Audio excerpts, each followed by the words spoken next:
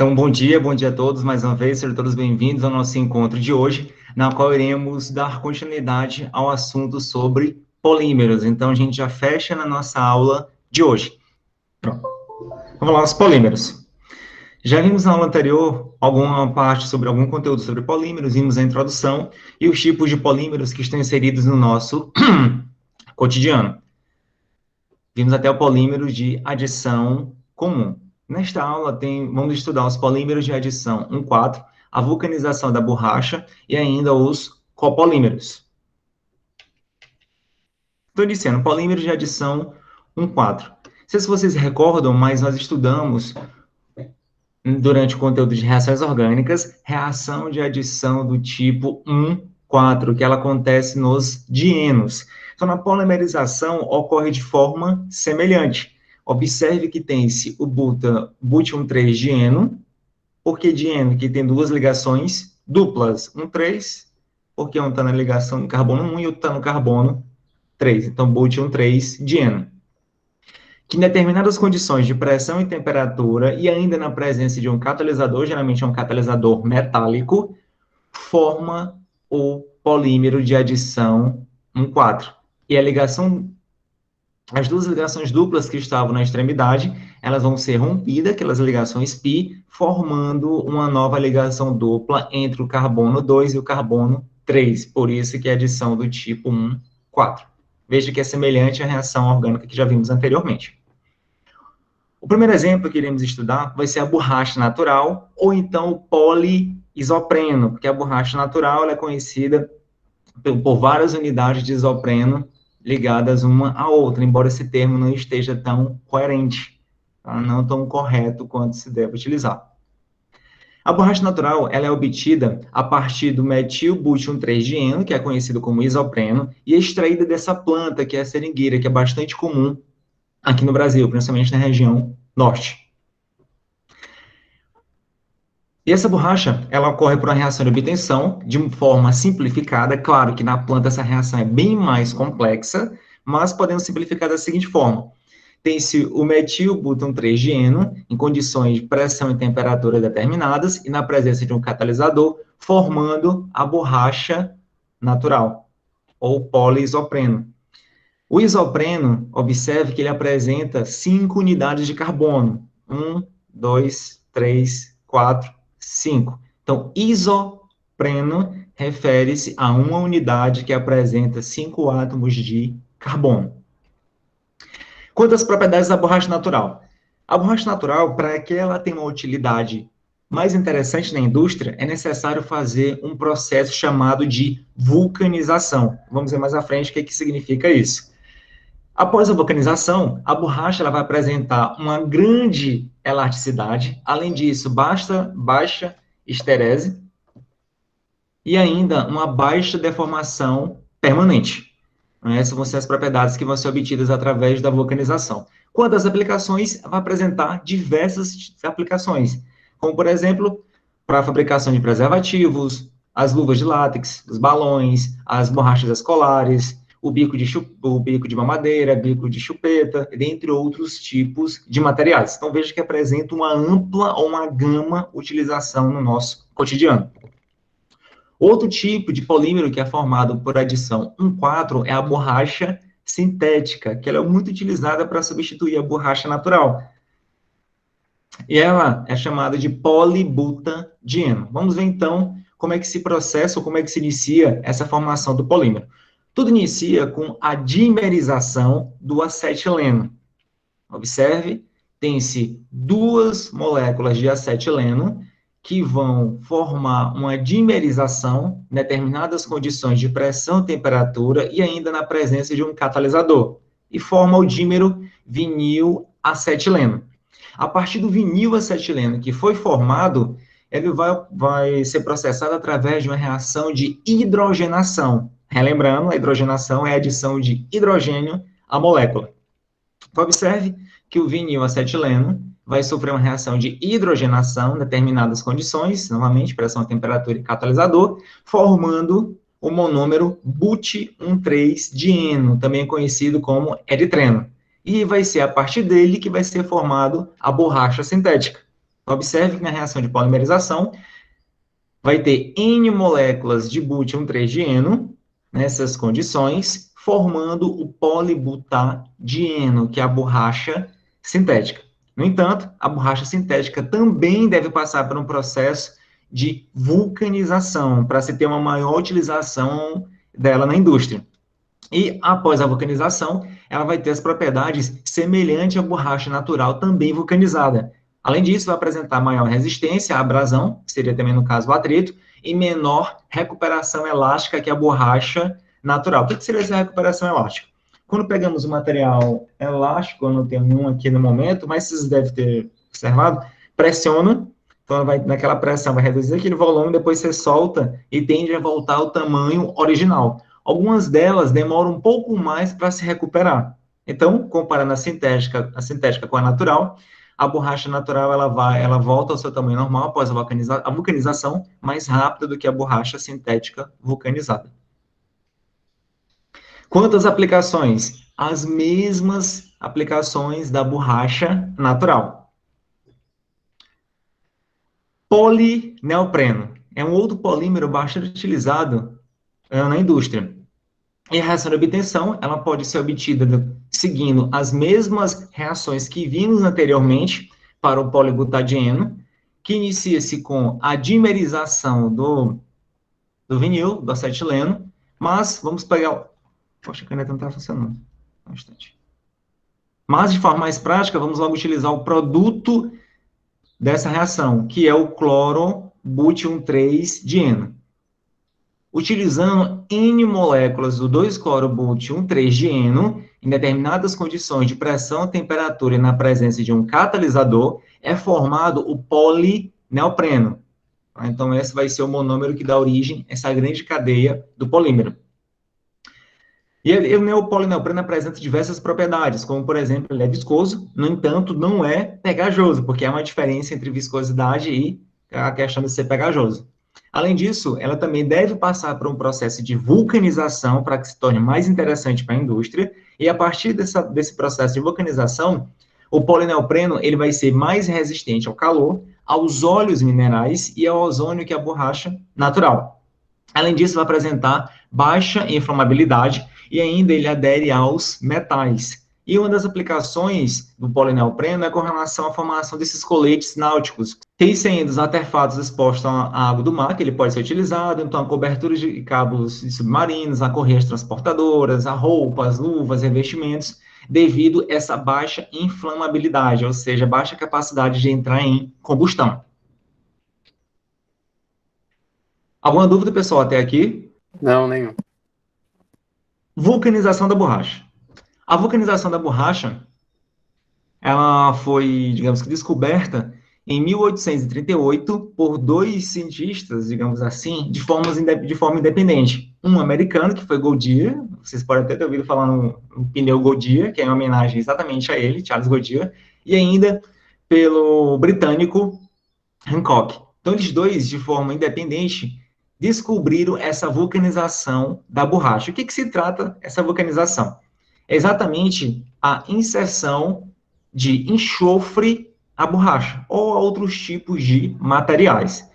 As borrachas cruas, elas apresentam baixa resistência ao calor e à variação de temperatura, ou seja, elas se tornam moles e pegajosas no verão, ou então em lugares que são quentes, e ainda se tornam duras e quebradiças durante o inverno, então, em países que é bastante frio. Sendo borracha crua, não vai ter, então, uma grande utilidade para a indústria. Além disso, as borrachas cruas, elas apresentam pequena resistência à tração, uma solubilidade em solventes orgânicos e ainda elas são facilmente oxidadas, e essa oxidação acaba degradando a borracha. Então, isso também não é interessante para uma utilização na indústria. Com isso, elas precisam passar pela adição de enxofre, que é a chamada de vulcanização, na qual são adicionados de 2 a 30% de enxofre à borracha. Isso é feito com aquecimento na presença de catalisadores, que é o óxido de chumbo 2, que forma um polímero tridimensional com enxofre, e assim vai formando o que chamamos de ponte de enxofre. Vamos observar um exemplo nessa figura aqui do lado, na qual tem essa borracha crua, não vulcanizada, que quando ela é esticada ou sofre uma tração, as macromoléculas elas vão deslizar uma sobre a outra e ainda pode ocorrer o rompimento. É como se fosse, por exemplo, pegar uma liga, a gente pegar uma liga e puxar até o momento dela romper. Seria um exemplo grosseiro de borracha crua. Quando a borracha passa por um processo de vulcanização, observe que vai ter o que chamamos de ponte de enxofre. Vai estar entre as macromoléculas da borracha. E essa ponte de enxofre vai dificultar o rompimento da borracha quando ela vai ser esticada. Além disso, ela torna a borracha mais resistente e assim tem uma aplicação mais interessante industrialmente. Tá? Então, vamos seguindo. Nessa primeira etapa, agora vamos para polímeros, parte 2. Nessa segunda parte dos polímeros, nós iremos estudar os copolímeros. Certo? Vamos ver o que se trata essa parte de copolímeros. Bem, os copolímeros, eles são resultantes da reação de adição, bem como os demais polímeros, na presença de um catalisador metálico de 2 ou mais monômeros distintos, formando uma estrutura variada dos polímeros. Por exemplo, de maneira, digamos que mais genérica, os copolímeros, eles são representados pela estrutura. Tem-se um monômero A e um monômero B, monômero A, monômero B, monômero A, monômero B, ligado um ao outro, formando o copolímero. Mas, na realidade, o que se forma é uma cadeia não regular, como, por exemplo, podemos observar neste lado. A, B, B, A, B, A, B. Mas, comumente, representamos de forma regular, porque não se tem não posso dizer, uma sequência em cadeia que seja regulado um copolímero.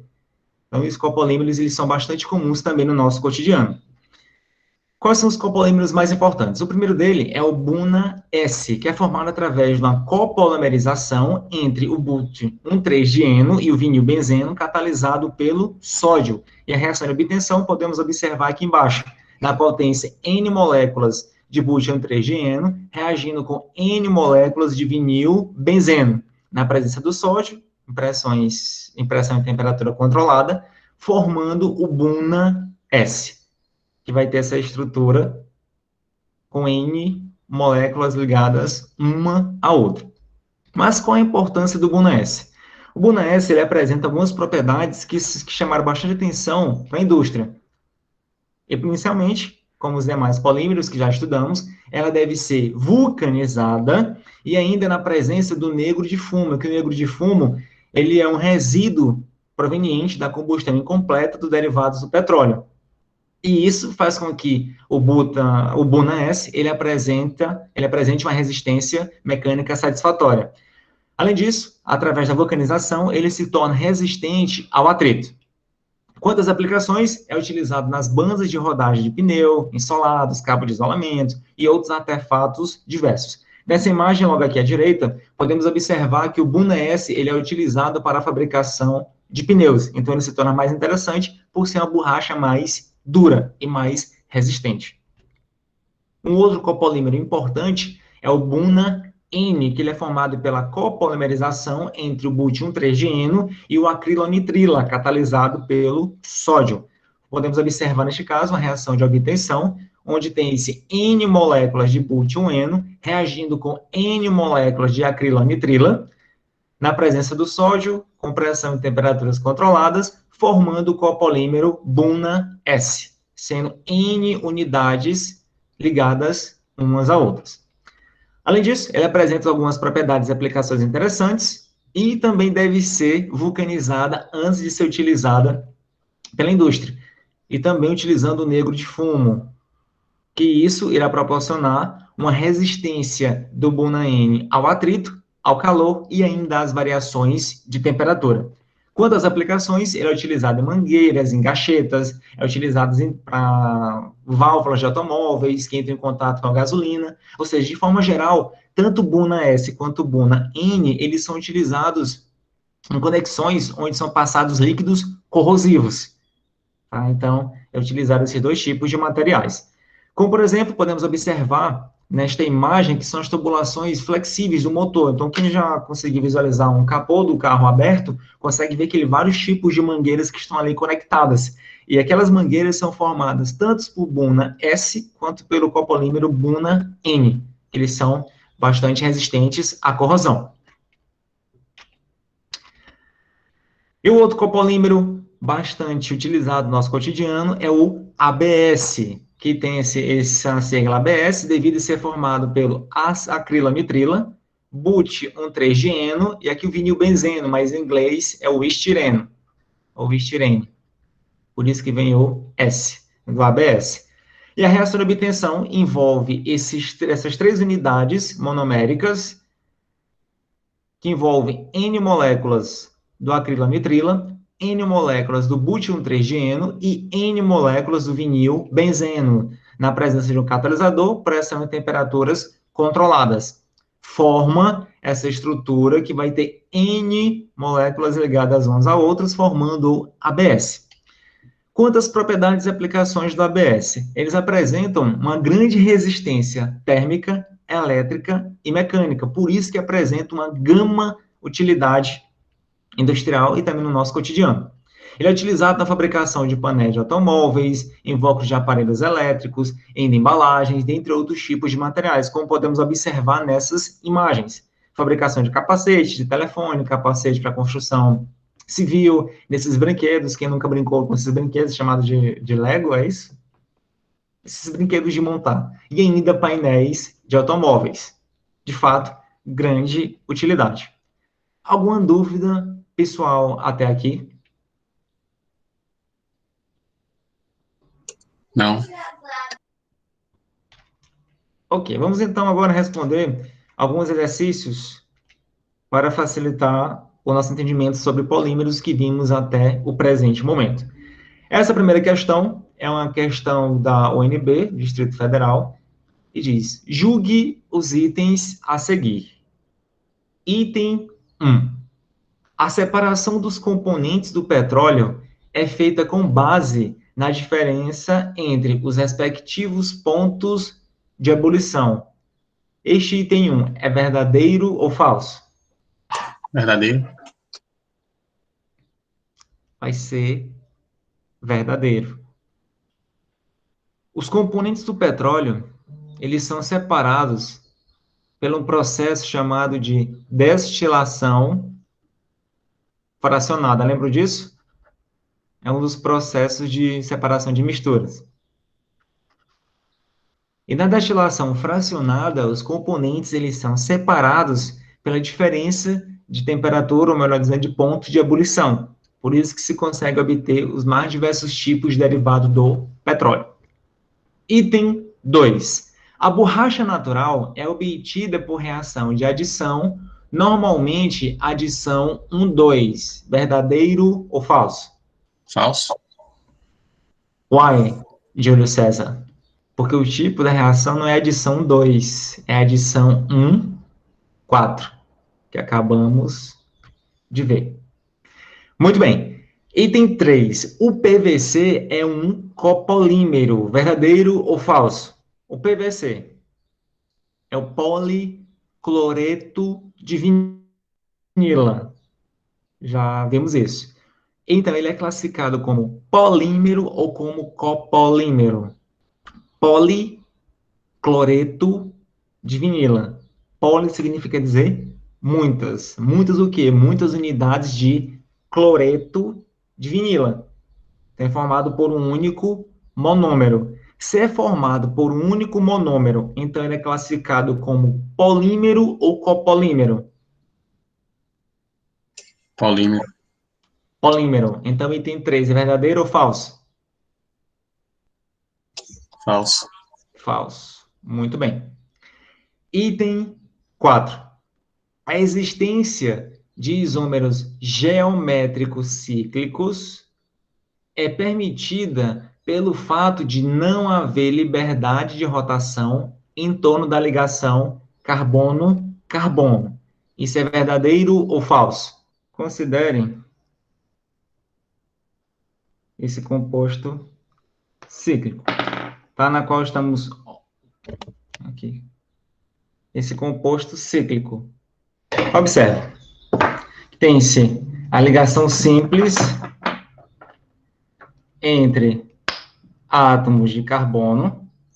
E observe que nessa ligação simples entre os átomos de carbono, que são representados por essas esferas na cor preta, elas têm livre rotação, ó, poço rotacional. No caso de um composto cíclico, observe que, embora seja ligação simples, não conseguimos fazer a rotação, a não ser que a ligação seja rompida, tá? Mas se romper, já não vai deixar de ser o composto. Então, esse item 4 está verdadeiro ou falso?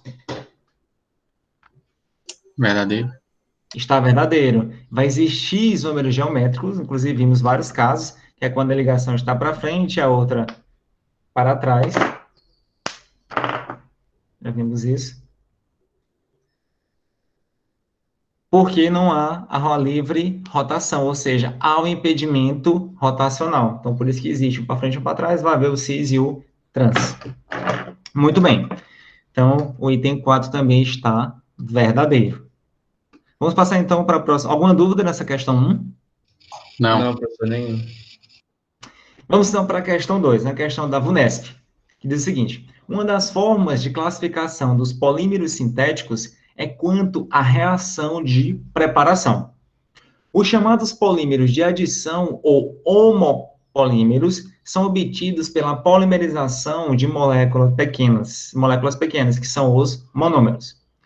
Por exemplo, a obtenção do polietileno ocorre com polimerização do etileno na presença de catalisador sob pressão e temperaturas determinadas, conforme a reação. Observe que existem N moléculas de etileno nestas condições, formando polietileno, que são N monômeros ligados uns aos outros. Das estruturas monoméricas relacionadas, aqui representa o monômero do cloreto de polivinila, que é o PVC, ele quer saber qual desses monômeros aqui embaixo refere-se ao monômero do PVC. Qual deles, pessoal? Letra E. Letra E. Por que vai ser letra E? Observe que é policloreto de vinila, no caso está cloreto de polivinila. Vimos que, para a formação dos polímeros, deve-se haver uma ligação dupla entre os átomos de carbono. E o nome de vinila já indica que tem C, dupla C. Então, ligado a átomo de hidrogênio, o cloro e átomo de hidrogênio. Esse é o cloreto de vinila. Quando N moléculas de cloreto de vinila, em determinadas condições de pressão, temperatura e catalisador, eles formam o monômero que é chamado cloreto de vinila. Vai ser CH2, CH, vou botar o cloro para baixo, porque aqui em cima vai ficar próximo ao monômero, tá? Então, cloro e ligação. Coloca entre parênteses. N moléculas. Então, existe N monômeros de cloreto de vinila, formando, portanto, o policloreto de vinila. Logo, a resposta correta vai ser a letra E. Alguma dúvida, pessoal, na questão 2? Não, professor, pode continuar. Vamos, então, para a questão 3. A questão 3 diz o seguinte, da UFMG. Um adesivo tem como base um polímero do tipo álcool polivinílico, que pode ser representado por esta estrutura. Então, tem aqui a representação do álcool polivinílico. A ação adesiva desse polímero envolve principalmente a formação de ligações de hidrogênio entre o adesivo e a superfície do material que é aplicado. Considere a estrutura desses 4 materiais, tendo polietileno, poliestireno, cloreto de polivinila e a celulose. Com base nessas informações, é correto afirmar que o adesivo descrito deve funcionar melhor para colar. Letra A, celulose. Letra B, cloreto de polivinila. Letra C, polietileno. E letra D, poliestireno. Qual é a principal característica do polímero, da ação adesiva do polímero? Ligações de hidrogênio. Ligação de hidrogênio. Tá. Se é ligação de hidrogênio, então qual dessas 4 estruturas que está representada exercem ligação de hidrogênio? A celulose. Por que a celulose, Júlio César? Não sei explicar. Ok, então vamos lá. Pedir ajuda aos universitários. Lembrando, a ligação de hidrogênio, ela acontece quando tem-se o átomo de hidrogênio ligado a elementos bastante eletronegativos, geralmente ao flúor, oxigênio e nitrogênio. Observe que o álcool polivinílico, ele vai realizar a ligação de hidrogênio porque ele apresenta o grupo hidroxila, então tem hidrogênio ligado ao oxigênio diretamente. Então isso já caracteriza a formação de ligação de hidrogênio. O polietileno tem hidroxila? Polietileno? Não. Não. Tem um hidrogênio ligado ao flúor ou hidrogênio ligado ao nitrogênio?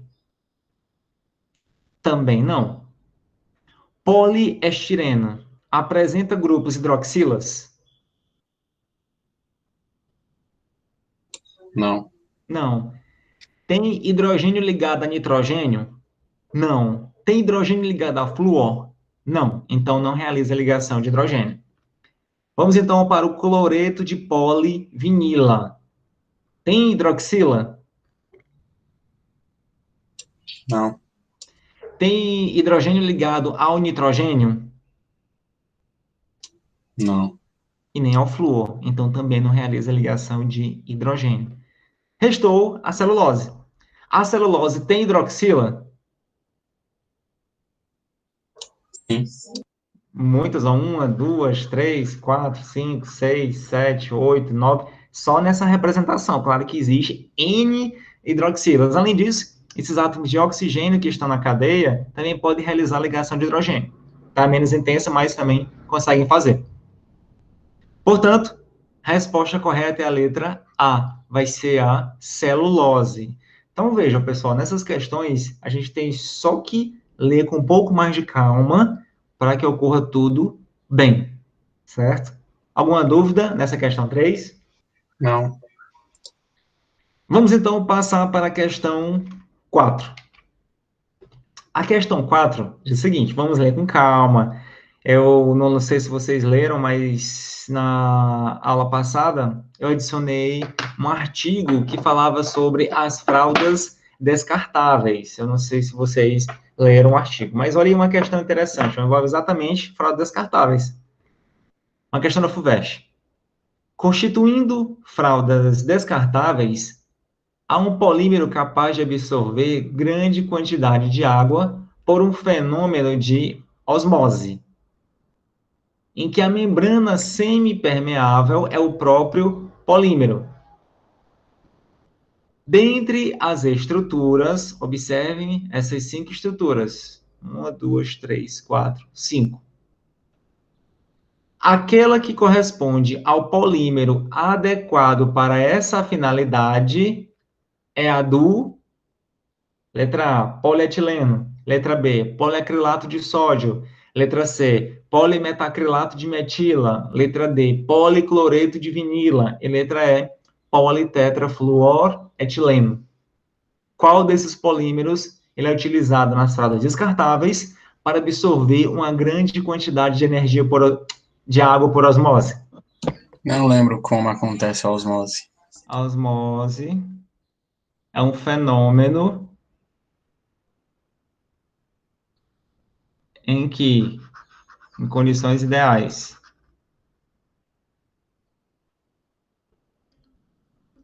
o solvente ele passa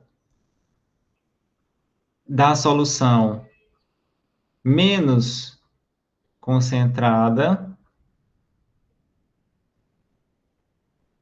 em direção à solução mais concentrada. E aqui ao meio tem-se uma membrana, que é chamada de membrana semipermeável. Qual é a função da membrana semipermeável? É exatamente permitir a passagem, normalmente, somente do solvente.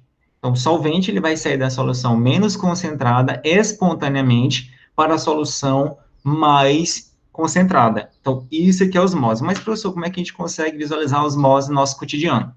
Vamos lá. Você já realmente tem alimentos, como por exemplo, tem azeitona, tem ameixa. Ameixa, já viram aquela ameixa enlatada, aquela ameixa seca? Ou então a uva passas. Já viram? Já comeram? Sim, Já sentiram aquele sabor maravilhoso do açúcar ali dentro, daquela sacarose em quantidade muito grande? sim, Pronto, o que que acontece?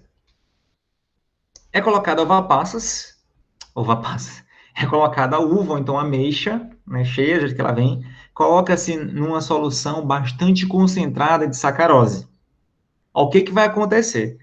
Aquelas ameixas, como contém bastante água no seu interior, vai começar a murchar, ou seja, a água que está dentro da ameixa vai começar a passar para a solução que está em grande quantidade de açúcar e parte do açúcar vai entrar dentro da ameixa. E assim ela vai começar a murchar.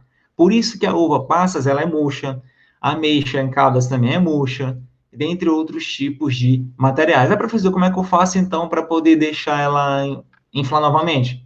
Pode colocar na água por algumas horas, fazer um experimento, tirar ela daquele líquido que vem junto, colocar na água, deixar passar 1 hora, 2 horas, não sei quanto tempo, ela vai começar a inchar novamente. Não vai ficar bem cheia, cheia, cheia, mas vai ficar mais cheia. Certo? Então é assim que acontece o processo de osmose também no nosso cotidiano. Outro exemplo é se pegar, por exemplo, um peixe de água salgada. Se colocar um peixe de água salgada em água doce, que é a água do rio, ou alguma coisa desse tipo, o peixe vai morrer. Por quê? O corpo dele foi adaptado para viver em um ambiente que contém muito sais. Se ele vai para um ambiente que tem poucos sais dissolvidos, ele vai começar a absorver água, ele vai começar a inchar, e aí ele vai morrer. Se for o contrário, um peixe de água doce, vou colocar na água do mar, por exemplo. O peixe de água doce, ele está acostumado a viver em um ambiente que contém, digamos que, menos quantidade de sais. Ao ser colocado em contato com a água do mar, ele vai começar a murchar, ou seja, vai começar a perder água para a água do mar, certo? Então, isso que é? Isso que é a osmose, é a passagem espontânea do solvente, em condições ideais, do meio menos concentrado para o mais concentrado. E o que vai acontecer com o passar do tempo? Olha aqui no sistema, vou desenhar aqui de maneira mais rápida, que é a membrana. Onde era menos concentrado, o volume diminui, e onde era mais concentrado, o volume aumenta, porque passou solvente da esquerda para a direita.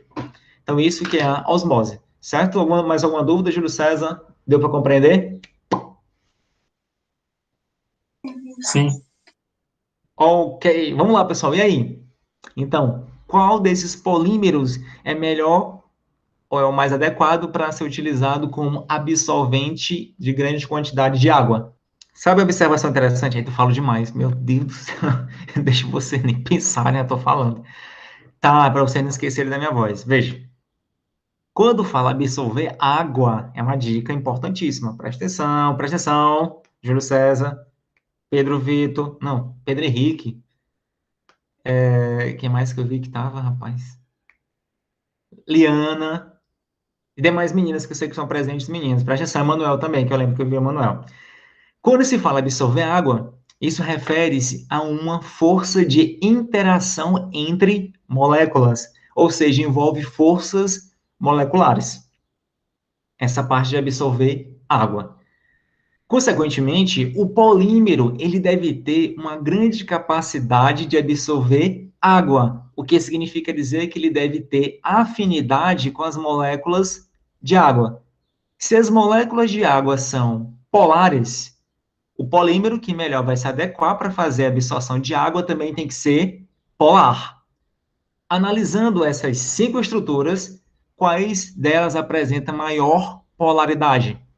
Foi showzaço, essa questão a gente está fazendo revisão de vários conteúdos nessa questão. Como é que a gente sabe que a molécula é polar ou apolar? Ou quando a ligação é polar, quando a ligação é apolar? Bora, pessoal! Pela eletronegatividade dos elementos? Isso, quando ocorre diferença de eletronegatividade entre os elementos que formam a estrutura da molécula em todo o polímero. Vejam, nesse primeiro exemplo, nessa primeira estrutura, quais são os elementos químicos que formam essa estrutura, esse monômero? Vamos lá, pessoal. Carbono, hidrogênio. Carbono e hidrogênio.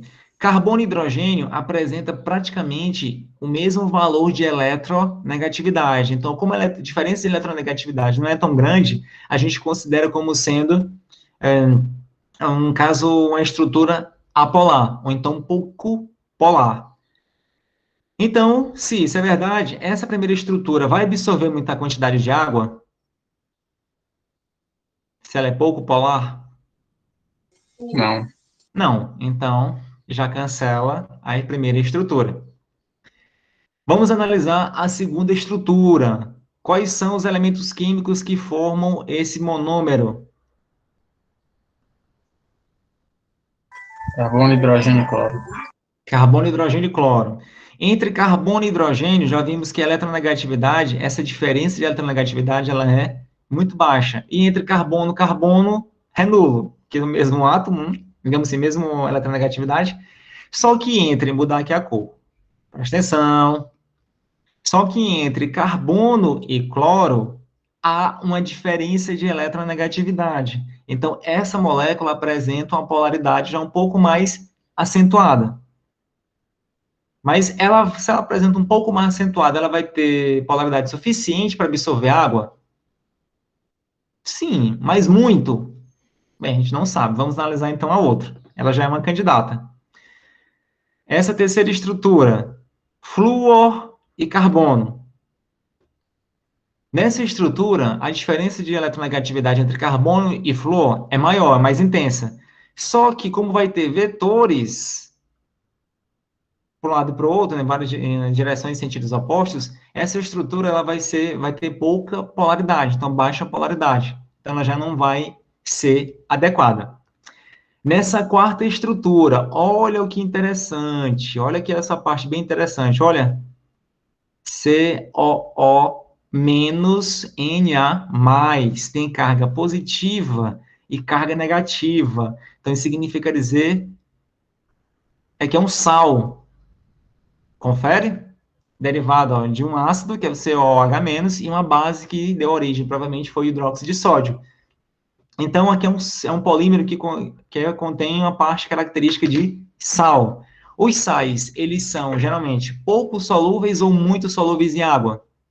Muito. Muito solúvel. Então, este, que é o poliacrilato de sódio, ele vai ser o mais eficiente. Resposta correta é a letra B, poliacrilato de sódio. E essa última estrutura? Nessa última estrutura, observe que tem um éster. Apresenta polaridade? Sim. E tem aqui o C, dupla O, CH3. Só que essa polaridade, comparada com a do sal, é mais baixa.